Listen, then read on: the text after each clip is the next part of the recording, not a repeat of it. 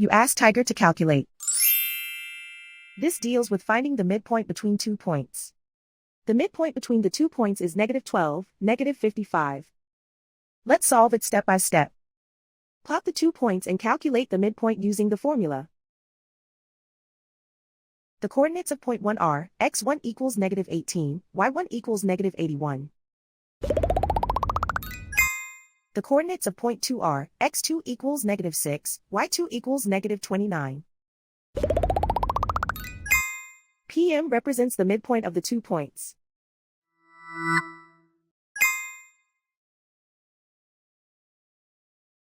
Use the x values in the midpoint formula to find the midpoints x. x1 equals -18. x2 equals -6. Simplify the arithmetic.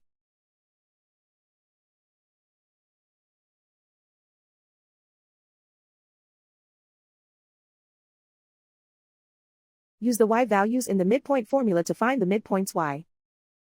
y1 equals -81. y2 equals -29. Simplify the arithmetic.